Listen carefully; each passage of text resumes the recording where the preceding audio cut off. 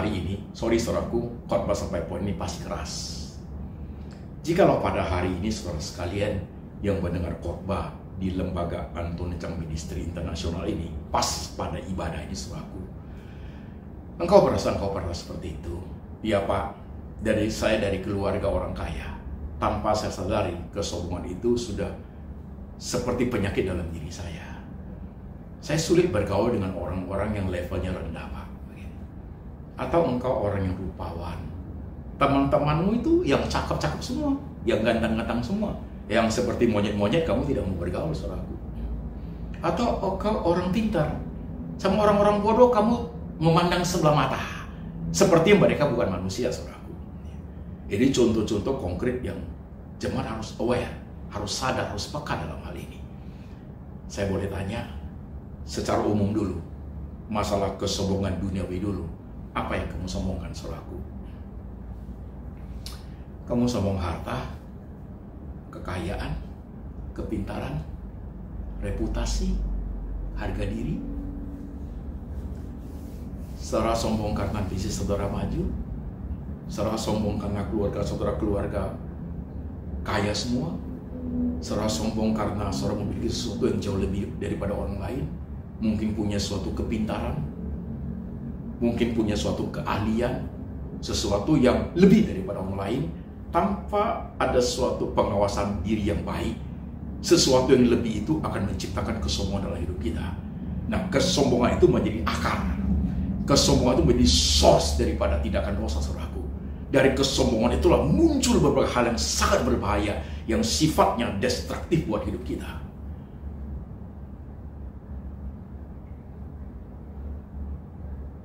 Lihat itu Kain dan Habil.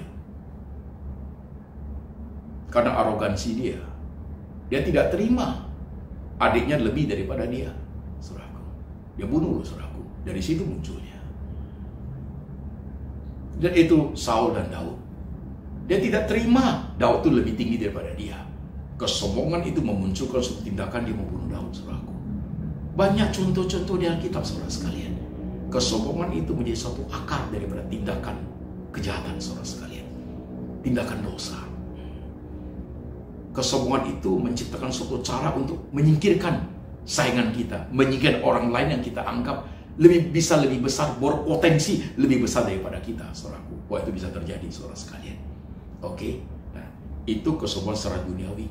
Nah, sekarang kita masuk lagi satu, kesombongan rohani tadi. Pernah saudara sombong rohani karena engkau majelis gereja, engkau diaken gereja, engkau menjadi pendoa syafat sudah 30 tahun.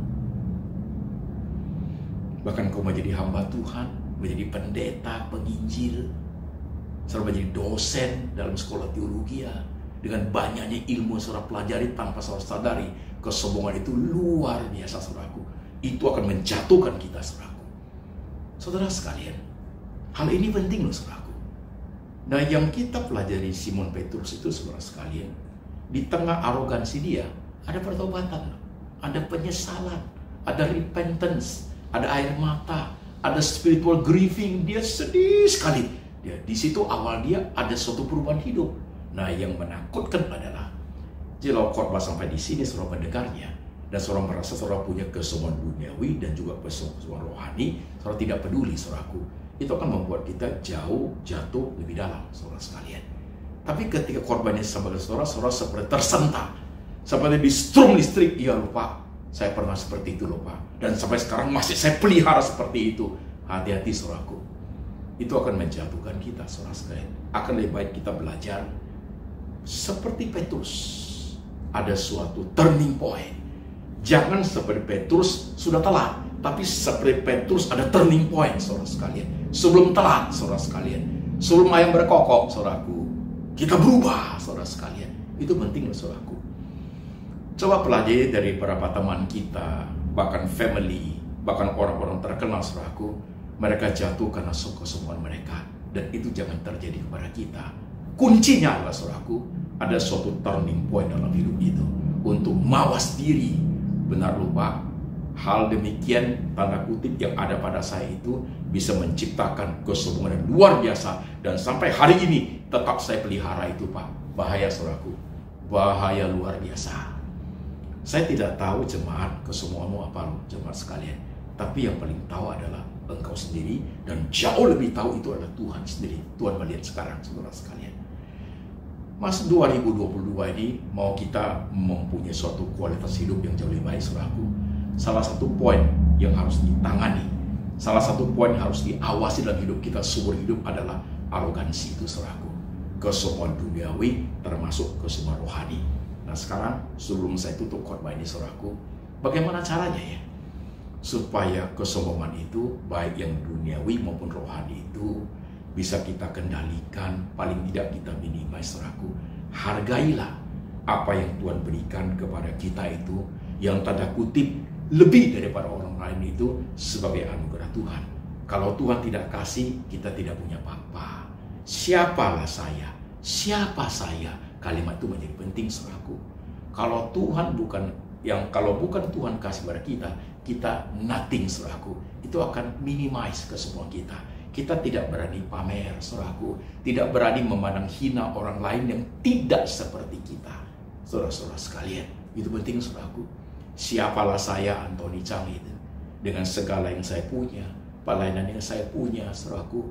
Jikalau bukan karena Tuhan yang kasih, jikalau bukan karena anugerah Tuhan, saya juga tidak menjadi siapa-siapa. Siapalah saya? Itu akan sangat minimize, akan sangat membantu saudara sekalian untuk minimize arogansi hidup saudaraku, sehingga kita terpelihara baik kualitas rohani kita. Tambah kita diberkati, tambah kita dipakai, saudaraku, kita tambah rendah hati. Ini penting kuncinya, saudaraku. Berapa banyak tokoh jatuh karena kesombongan rohani. Berapa banyak tokoh di Alkitab mereka menjadi jatuh tergeletak dan tak tertolong lagi, saudaraku, karena kesombongan rohani, saudaraku. Sampai jatuh dan tak tertolong karena tidak ada turning point. Bagaimana jemaat sekalian pada saat kamu dengar khotbah hari ini? Sorry ya, kalau khotbah ini sampai seperti menusuk hatimu, sampai seperti mengejar kelemahanmu yang satu ini, saudaraku. Arogansi. Terjadikah itu kepada engkau dan saya? Mari kita menyimak khotbah ini, saudaraku. Berubah ketika kesempatan masih ada.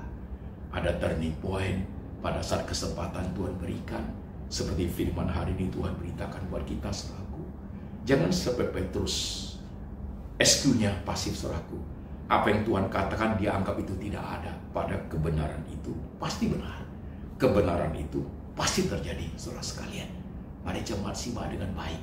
Jemaat yang ada di kota-kota di Indonesia, mungkin pada saat ini engkau ada di Australia, ada di Perth, ada di Melbourne, ada di Sydney, atau saudara ada di Los Angeles, atau ada di Taiwan, atau ada di UK, saudara sekalian, atau ada di Indonesia, saudara sekalian. Mungkin di Penang, di Malaysia, atau di kota Medan, atau saudara ada di Jakarta, di Bandung, mungkin saudara ada di Manado. Mari kita belajar hal ini, saudaraku. Sangat menentukan kualitas rohani kita, saudaraku. Sangat menentukan arah hidup kita, saudaraku.